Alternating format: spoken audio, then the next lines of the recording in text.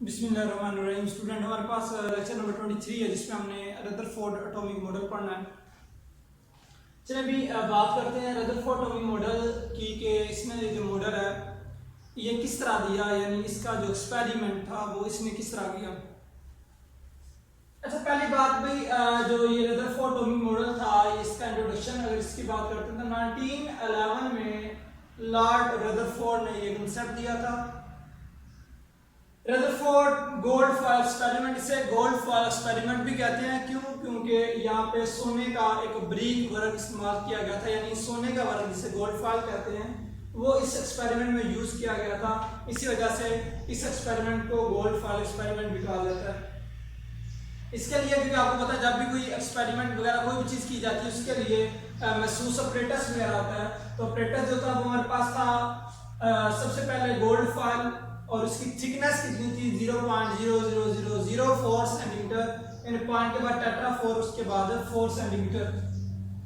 Majeed sources of alpha particle sources, यानी जो alpha particle को जनरेट कर रहा था।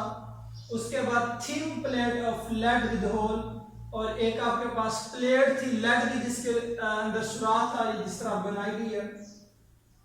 Circular screen coated with zinc sulphate, ये एक सर्कुलर स्क्रीन है जिसको कोट किया गया था किसके साथ, जिंक सल्फेट के साथ। मजीद उसको डिस्कस करते हैं, पहले ये हम डायग्राम को डिस्कस करते हैं भाई।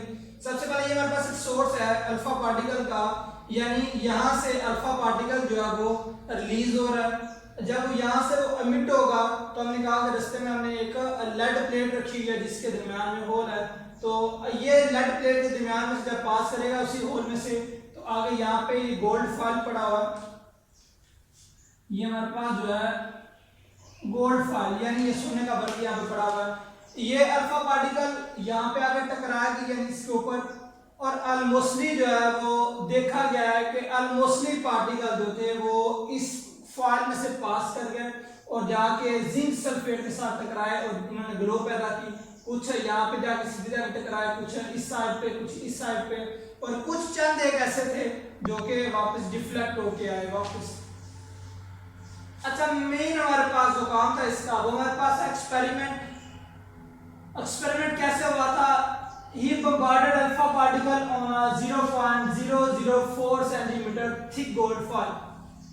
अब क्या किया गया, चलिए अभी एक ये बनी है डायग्राम, ये भी जरा देख लें। ये हमारे पास जो गोल्ड फॉयल पड़े हुए हैं, अब इसके ऊपर क्या किया हमने, अल्फा पार्टिकल की बुछार की, यानी अल्फा पार्टिकल की बम्बार्डमेंट की। और अल्फा पार्टिकल क्या है, ये हीलियम के न्यूक्लियाई है।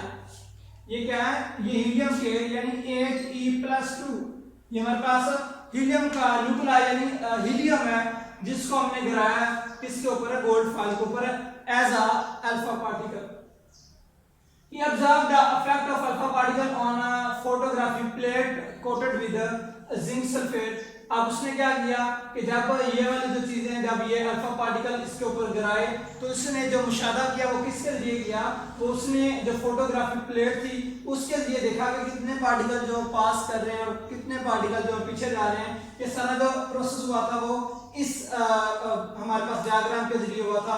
यानी जिंक सल्फेट जो था हमारे पास प्लेट था, जब कोई टकराता था यहाँ से उसके साथ तो वहां पे चमक पैदा होती थी, पता चल जाता था पार्टिकल जो है वो कहां पे आके टकरा रहे हैं। अच्छा, ऑब्जर्वेशन की बात करते हैं।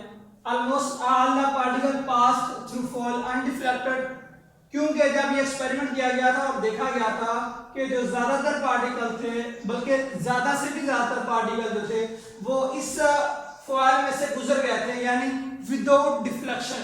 बल्कि वो क्या किया उन्होंने, जब उनका अल्फा पार्टिकल को गोल्ड फॉयल के ऊपर गिराया गया, बम्बार्डमेंट इसकी की गई, तो उन्होंने क्या किया, वो बिल्कुल इसको स्ट्रेट लाइन में पास करते हुए गुजर गया। लेकिन out of 20,000 few particles deflect at fairly large angle and few were bounced back।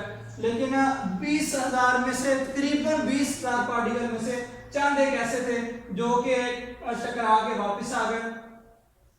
अब इस मुशाहदा से जब ये चीजें हमारे पास, ये एक्सपेरिमेंट जब हुआ तो उसके बाद सबसे पहला जो काम हुआ वो प्लम पटिंग थ्योरी, वो उसको रिजेक्ट किया गया। यानी रदरफोर्ड ने क्या किया, इसने प्लम पटिंग थ्योरी थी,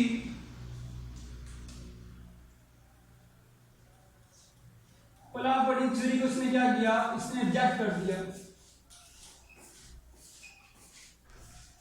अब पहली बात, जब हम अगर बात करते हैं ना ये इस एक्सपेरिमेंट की, तो जब ये एक्सपेरिमेंट हुआ तो कुछ रिजल्ट जो थे वो इससे निकाले गए थे। क्यों? क्योंकि सबसे पहले हमने भी ये बात की ना, हमने कहा कि जब हमने ये एक्सपेरिमेंट किया था, हमने अल्फा पार्टिकल जो वो गिराए गोल्ड फॉइल के ऊपर, तो क्या हुआ, ज्यादातर जो पार्टिकल वो गुजर गए थे। तो इससे पहला जो है इसने रिजल्ट निकाला, इसने कहा कि इसका मतलब है ज्यादातर पार्टिकल गुजर गए थे, इसका मतलब है ज्यादातर जो most of the mass of an atom is empty. इसने कहा इसका मतलब है कि पार्टिकल जो ज्यादा इसमें से गुजर गए थे, तो इसका मतलब है कि ज्यादातर एटम का जो ज्यादातर हिस्सा होता है वो क्या होता है, एम्प्टी होता है, यानी खाली होता है।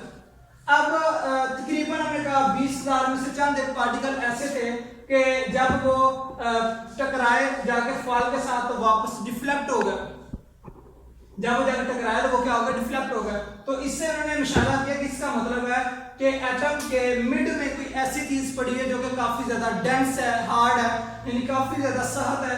जब पार्टिकल उसके साथ जाकर टकराए तो या वो कुछ एंगल के साथ बेंड हो गया, या फिर वो क्या हो गया, वो पीछे वापस मुड़ आए, यानी बाउंस बैक, वो आपस में वो वापस जब टकराया वापस मुड़ आए।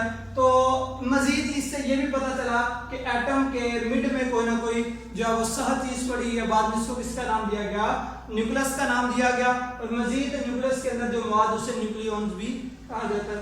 तो ये तकरीबन हमारे पास एक्सपेरिमेंट था जो हमें थोड़ा बहुत डिस्कस करना था, और मजीद जो इसके रिजल्ट वगैरह हैं वो इंशाल्लाह फिर हम करेंगे, लेकिन अभी थोड़ा बहुत मैंने बताया आपको ताकि थोड़ा सा कंसेप्ट आपका क्लियर हो जाए। तो ये हमारे पास था जो है रदरफोर्ड टॉमी मॉडल जो हमने आज करना था। इंशाल्लाह मजीद लेक्चर में मिलेंगे। अल्लाह हाफिज़।